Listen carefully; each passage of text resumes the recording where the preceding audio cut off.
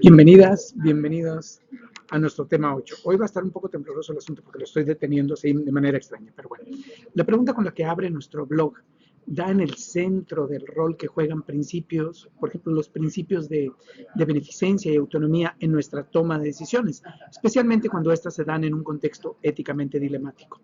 Antes de dar respuesta a la pregunta que se planteaba el presidente, quisiera retomar algunas ideas que expuse en el artículo respecto a qué es un dilema ético, con el propósito de distinguirlo de otro tipo de decisiones controvertidas. Mira, el dilema ético se presenta encarnado, habitualmente sí se presenta, encarnado en una situación donde una persona tiene que tomar una decisión que confronta sus valores personales con los valores de la institución donde labora, los reglamentos y las políticas vigentes, los resultados esperados de la actividad que va a realizar, los medios los cuales va a echar mano para alcanzar las metas institucionales, incluso los valores y tradiciones culturales del sitio en el cual va a tomar la decisión.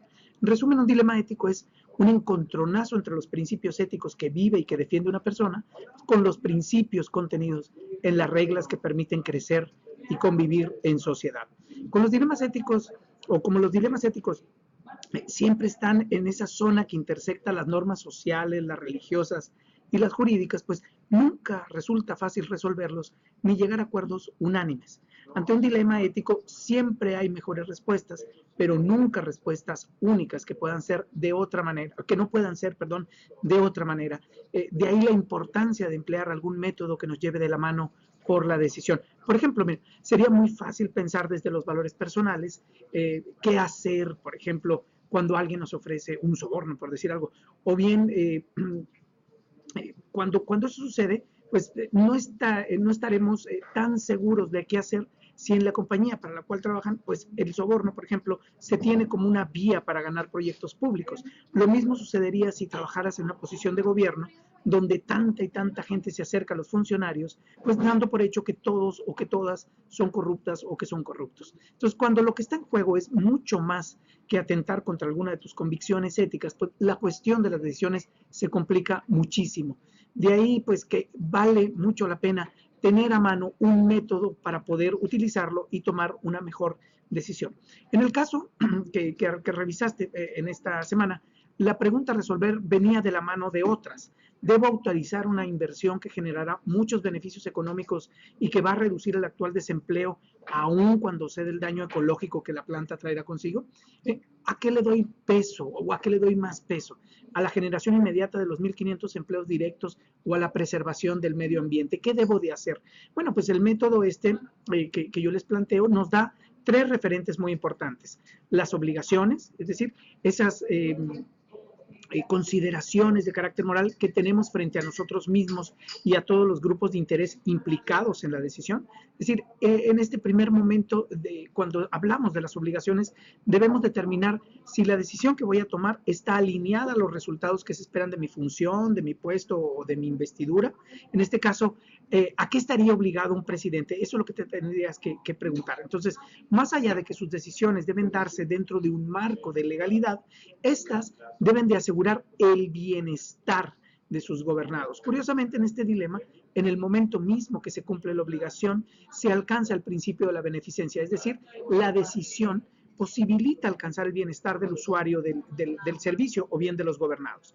La fuerza de este principio ético radica en que una vez que lo tenemos en nuestro horizonte comportamental, nuestra actuación habitualmente va a ir orientada hacia el bienestar de los demás, nunca hacia su mal. Y con ello, pues podríamos de una u otra manera darle indirectamente a este otro principio de la autonomía, que es poner pues en marcha nuestra libertad. Es decir, todas las decisiones que nosotros vamos a tomar a lo largo de nuestra profesión, pues deben de ser liberadoras, deben de proponer, de promover la autonomía de las personas, no esclavizarla por los efectos de la consecuencia o bien atarla por algunas constricciones de carácter moral, es decir, rompí o atenté contra mis propios principios. La segunda etapa del método es la del análisis de los deberes morales. Aquí la pregunta que abre la etapa es la siguiente, como tú lo pudiste ver, ¿la decisión que estoy a punto de tomar está alineada a los principios y valores que pienso, que creo, que afirmo, rigen mi vida? Si la respuesta es positiva, entonces es posible dar un pasito más preguntándote, ¿la decisión que voy a tomar es el vivo reflejo de los principios éticos que defiende o que encarna mi profesión? Entonces, estos principios siempre, los éticos, y que deben de estar reflejados en esta segunda etapa, siempre van a ser como que el referente que te permita vertebrar, ¿sí? Y articular el quehacer de tu puesto de trabajo. Entonces, si la cuestión anterior es respondida de modo afirmativo, se da paso a una quinta pregunta. ¿La solución que estoy ofreciendo sería avalada y aprobada por la sociedad, o por lo menos por la mayoría? Entonces, una variante de la pregunta, como ahí lo señalo, de esta última pregunta es, ¿la opinión pública, cuando opine sobre lo que yo decidí, me haría sentir orgulloso de esa decisión que he tomado? Entonces, como puedes ver, la decisión es progresiva. ¿Progresiva en qué sentido? Pues en la medida que vas superando el análisis ético en cada una de las etapas, podrás ir avanzando a la siguiente. Y la última es la que tiene que ver con los efectos.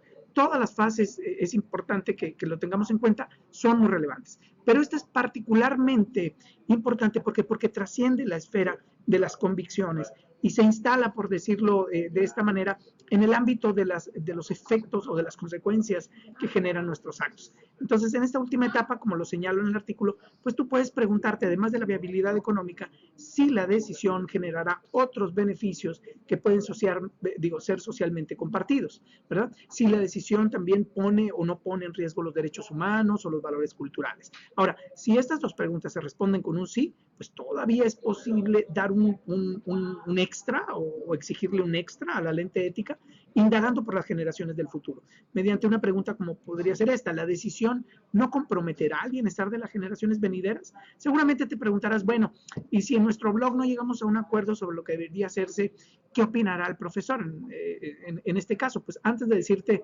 que se apruebe o no se apruebe la inversión, quiero yo aclarar algo.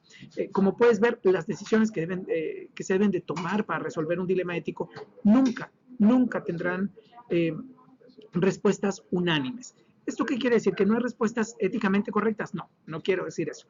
Las respuestas éticamente correctas se tienen en la medida que sigas un camino, es decir, un método que te permita recorrer un proceso reflexivo donde confirmes que la decisión te va a permitir cumplir con todas las obligaciones contractuales, legales o interpersonales que tienes, y que no va a poner en juego tus valores o los valores compartidos por la sociedad, los valores institucionales, y que esa decisión también va acorde a los valores que dan identidad o que configuran el ethos de tu profesión. Entonces, entonces, además de todo esto que estoy señalando, esa decisión resulta moralmente valiosa por sus efectos, no pone en riesgo, decir, a quienes te rodean, incluso a quienes no han nacido, ten la seguridad de que esa decisión, aunque no sea unánime la respuesta, es decir, todo el mundo está de acuerdo, va a ser éticamente correcta. Bueno, dicho lo dicho, si yo estuviera en lugar del presidente, no aprobaría la inversión, ya que sería pensar en tener pan para hoy, pero sabiendo que habrá hambre mañana. Nos vemos a la próxima.